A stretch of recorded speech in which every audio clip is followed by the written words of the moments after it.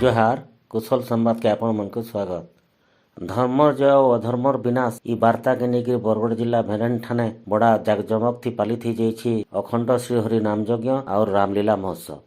10 दिन धरिकी चलीथिबार ई उत्सव थी प्रतिदिन संध्यारे रावण दरबार अयोध्या मंडप भलिया महानाटक रो मजा उठाउछन दर्शक। गत 21 वर्ष धरिकी भेरेन आयोजित हो जाउछि विश्व शांति अखंड श्रीहरि नाम यज्ञ। ये अवसर में लोकंकर मनोरंजन लगी विगत 12 वर्ष है ये रामलीला महोत्सव आयोजन करा जाउछे। कलाकार मानकर द्वारा प्रदर्शित मर्यादा पुरुषोत्तम श्रीरामचंद्रंकर लीला खेलार जीवंत अभिनय दर्शक के विलंबित राति पर्यंत बांधि रखुଛି। यह महोत्सव प्रत्येक दिन संध्यारे अंचल नेता मंत्री वरिष्ठ अधिकारी तथा विशिष्ट अतिथि मान राजनीति कर डका जाउछे। यह महोत्सव गत 2 तारिख आरंभ होकर प्रत्यह संध्यारे चलुला बेलके आसंता 11 तारिख रावण बध सह शेष हवा।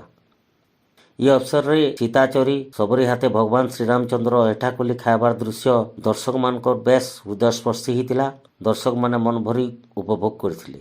पंचम दिन संध्यारे बरगढ़ उपजिल्लापाल कुमार नागभूषण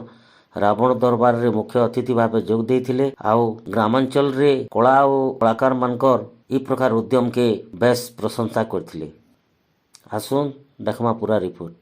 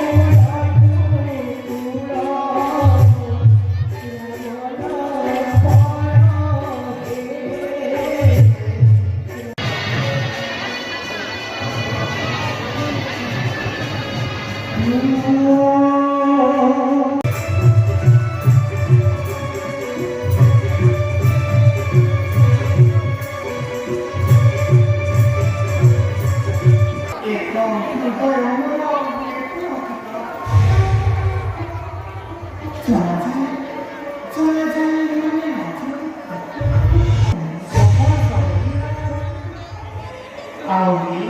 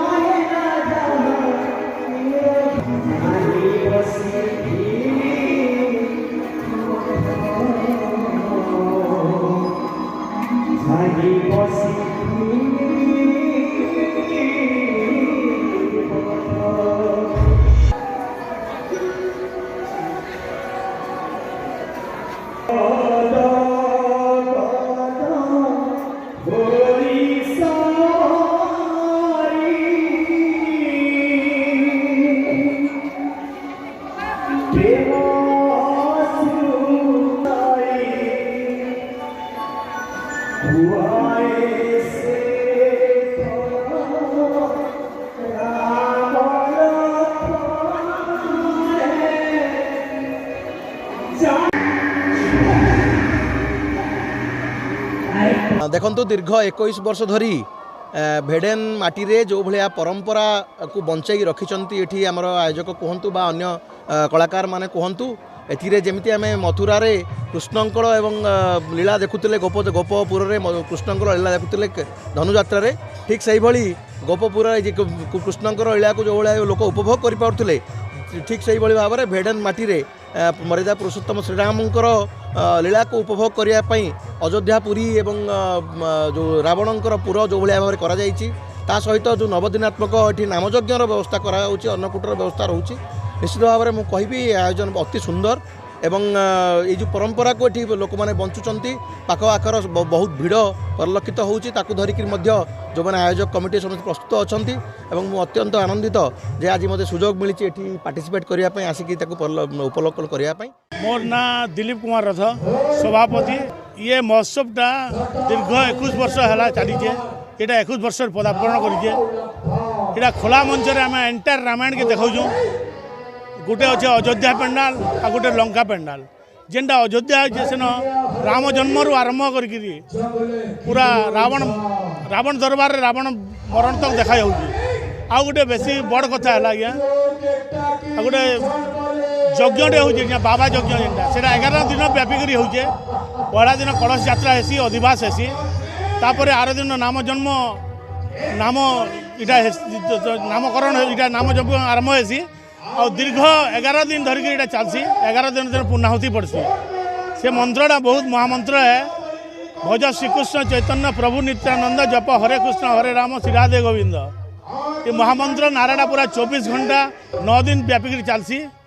आज आ गोटे बड़ कथा है ये 9 दिन तो छुआ नु बड़ तक समस्ते इन तमें सकाल पे जेन जुहार नहीं बोलसन राधे श्याम चलसी आईटा बहुत जबरदस्त कल्चर है यहाँ एरिया आमर गोटे भेड़ेन परिचय सृष्टि कर आगे भी बचाबार लगे चेष्टा करमु जितकी दूर पारमु गवर्नमेंट सहयोग भी मिलूचे गवर्नमेंट ट्रुप भी दौन 4-5टा ट्रुप दौन गवर्नमेंट आड़ू टंका भी मिलूचे आ लोकंर सहयोग यहाँ गोटे चलीजे आगे भी चलवा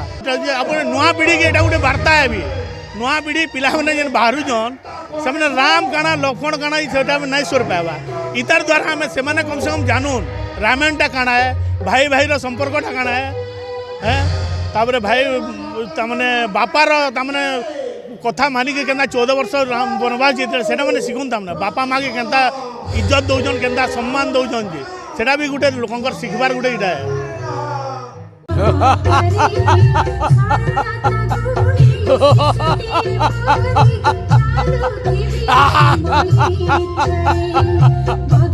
अरे सोनार लंका रावण बहन नाक कान काटवार जरूरत करके बनवासे